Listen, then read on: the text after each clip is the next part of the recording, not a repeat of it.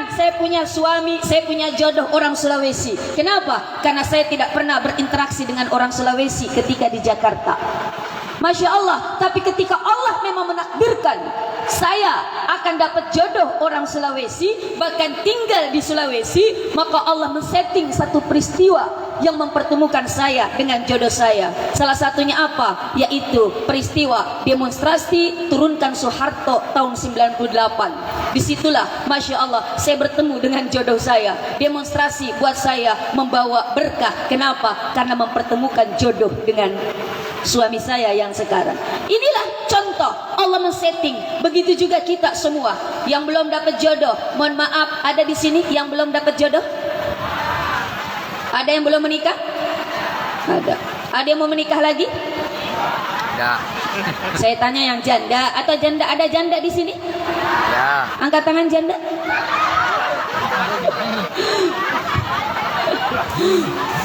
Mudah-mudahan janda di sini, Masya Allah, jandanya janda anggota ijazah. Apa ijazah? Ikatan Janda Solehah. Amin, amin. Mudah-mudahan tidak ada rojali. Apa rojali? Rombongan janda liar. Masya Allah. Tapi mungkin di sini banyak jandanya Jamilah ya. Apa Jamilah ibu? Janda mati lakekna. Mudah-mudahan tidak ada Jalilah. Apa Jalilah? Janda lari lakekna. Masya Allah. Allah sudah menakdirkan apa? Kita sesungguhnya berpasang-pasangan. Jadi yang belum dapat jodoh, jangan takut. Aduh, saya nanti nggak kebagian jodoh. Aduh, nanti saya nggak kebagian pendamping. Saya nggak kebagian suami. Saya nggak kebagian istri. Jangan takut. Kenapa? Allah sudah menggariskan kita berpasang-pasangan. Tinggal ini. Allah pun tidak mohon maaf, tidak langsung kasih tak ini jodoh kita. Kenapa? Allah melihat ikhtiar atau usaha dari manusia itu sendiri. Tinggal kita sebagai manusia berkewajiban untuk ikhtiar menjemput jodoh kita.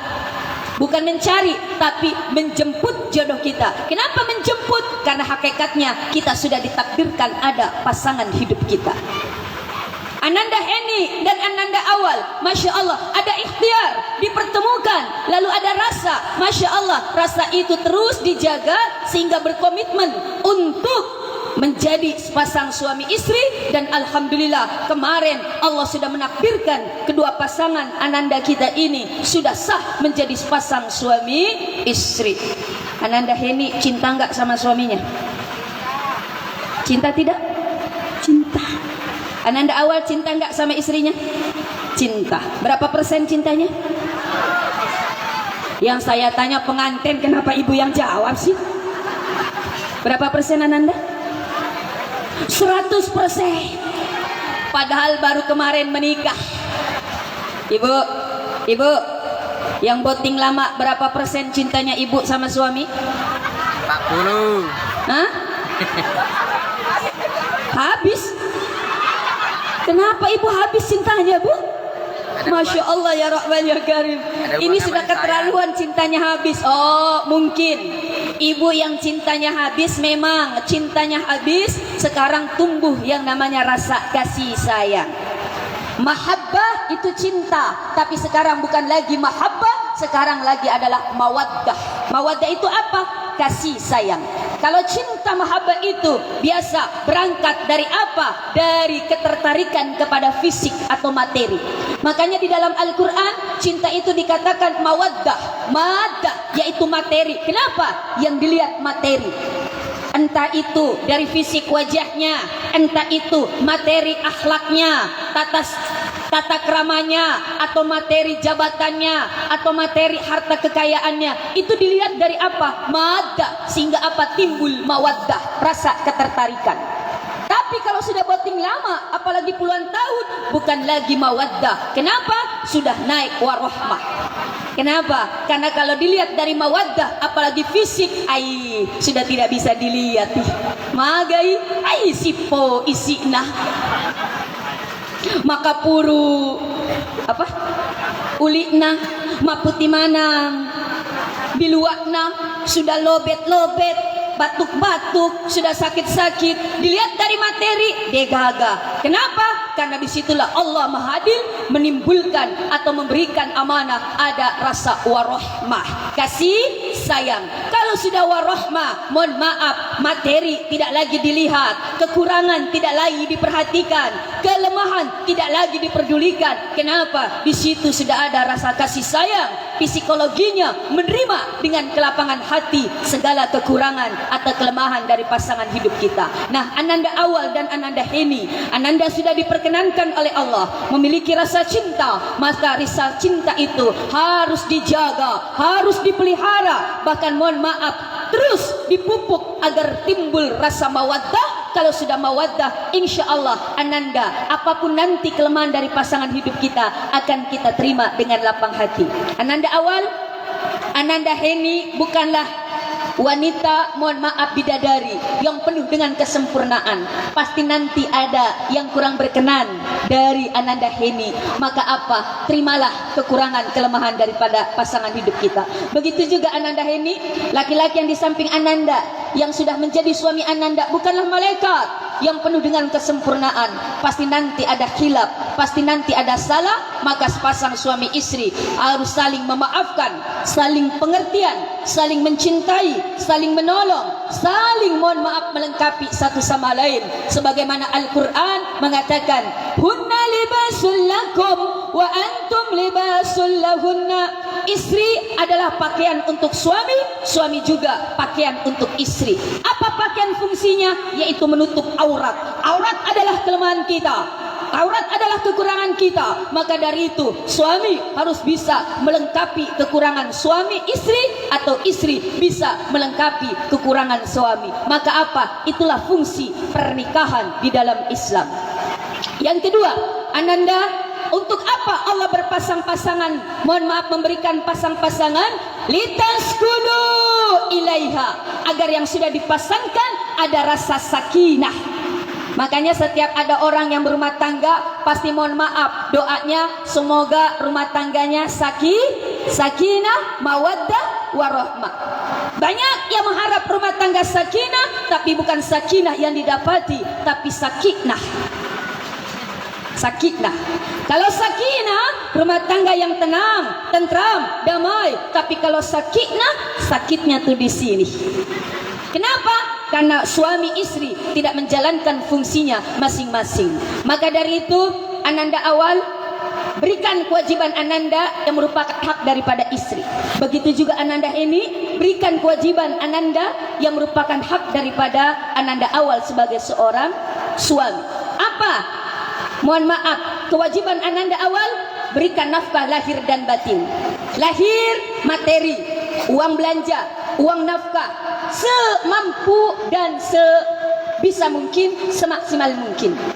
Dan Ananda, apapun nanti yang diberikan oleh suami, terima dengan ikhlas dan rasa syukur. Ibu, biasa madareke, biasa manoko-noko. Ya Allah, biasa mana-nana sama suami tak? Ya Allah, biasa bohong sama suami tak? Ya Allah, sekali lagi, biasa melawan sama suami tak? Ya Allah, sekali lagi, biasa menolak ajakan suami tak? Ya Allah.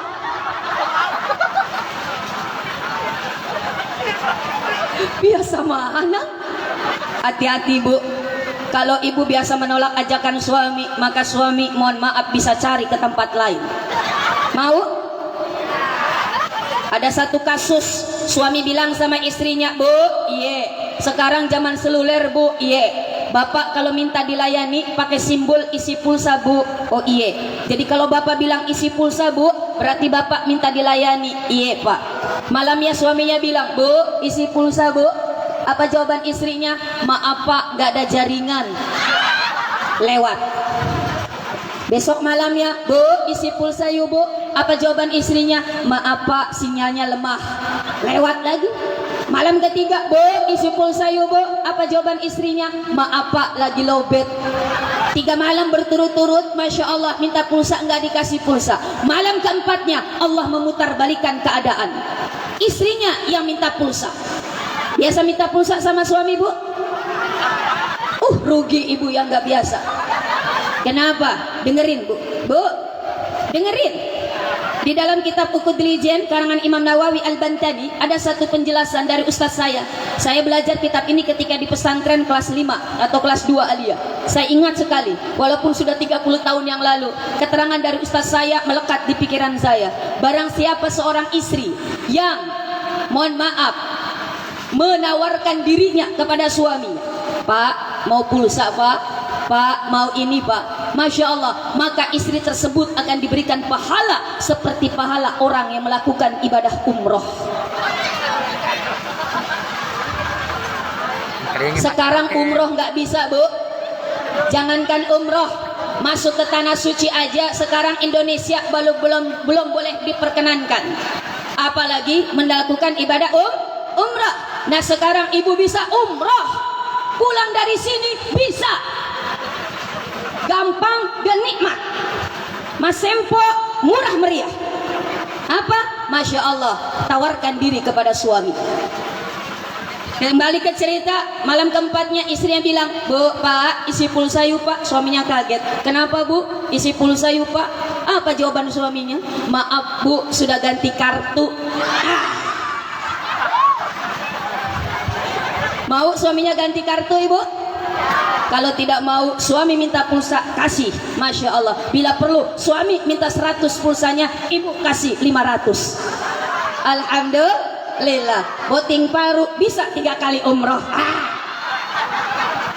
Masya Allah ya Rahman ya Karim. Ini apa Bu?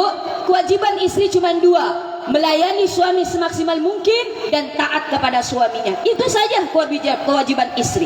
Nah untuk melengkapi melayani suami, terkadang apa? Oh, kita melayani pakaiannya, melayani makanannya dan sebagainya. Kenapa? Itu kewajiban daripada seorang istri, haknya seorang suami. Begitu juga Ananda, berikan haknya, berikan kewajibannya. Apa? Memberikan nafkah lahir dan batin. Lahirnya apa? Tadi uang belanja. Maka tidak diperkenankan.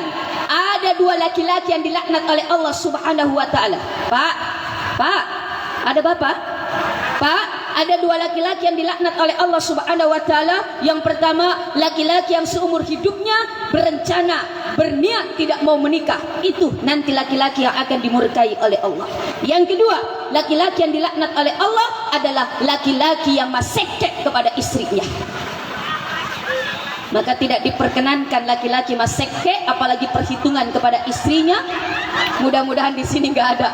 Ananda awal janganlah jadi laki-laki yang maseke. Mohon maaf, semakin Anda banyak memberikan kebahagiaan kepada istri, maka akan semakin banyak Allah melimpahkan keridhaan, melimpahkan kebahagiaan kepada pasangan hidup kita. Maka dari itu apa? Itu kewajiban memberikan nafkah lahir dan juga batin, yaitu kasih sayang. Ibu pun jangan banyak menuntut di luar daripada kemampuan sebagai seorang suami. Maka berapapun yang diberikan oleh suami, berikan, mohon maaf, sikapi dengan rasa syukur. Contohnya, sebagai bentuk rasa syukur, setiap kasih uang belanja suami, jangan hanya ambil uangnya saja.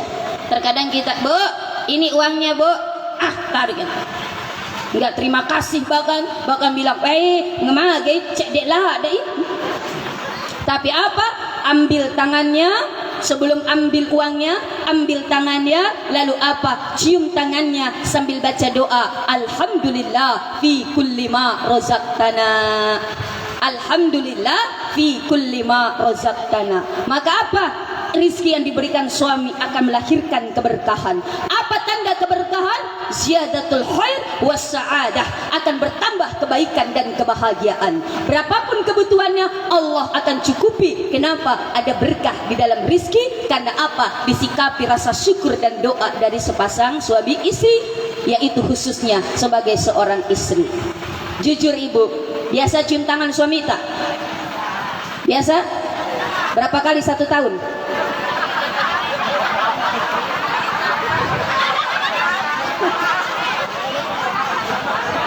Jujur berapa kali 1 tahun? 2 kali kan? Idul Fitri sama Idul Adha. Itu pun hanya acting. Kenapa? Emak-emak zaman now dikit-dikit posting. Sehingga apa? Mau posting di media sosial. Apa? Sungkem sama suami. Hai guys, saya mau sungkem sama suami guys. Masya Allah, cium tangannya. Apa? Acting. Padahal apa? Ibu cium tangan suami dapat pahala Hajar Aswad. Alhamdulillah. Apa keutamaan Hajar Aswad? Menggugurkan dosa-dosa kita. Kalau merasa banyak dosa sama suami, sering-sering Miki cium tangan suami tak. Pulang dari sini minta memang tangan laki tak. Assalamualaikum. Waalaikumsalam. Pak, mana tangan tak, Pak? Magai, mana tangan tak? Kenapa tangan tak jolok? Sudah dikasih cium Miki yang banyak. Paling maselang laki tak. Masya Allah. Hajar batu aswad hitam, batu hitam yang dicium. Kebetulan laki tama bolong. Berarti bukan batu hitam tapi tangan hitam yang dicium. Jangan tersinggung yang suaminya hitam, Bu.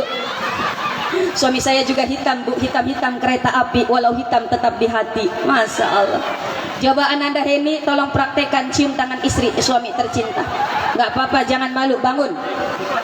Bangun. Silakan berdiri. Ya. Berdiri nggak apa-apa. Saling hadap-hadapan. Ambil tangan suaminya, kasih tangan kanannya Ananda awal, cium tangan. Tunggu dulu, belum baca doa. Ayo ikutin saya. Ambil tangannya. Bismillahirrahmanirrahim. Ikutin saya. Bismillahirrahmanirrahim. Alhamdulillah fi kulli ma razaqtana. Ya, cium tangan suaminya. Ya, jangan dilepas ya sampai selesai acara.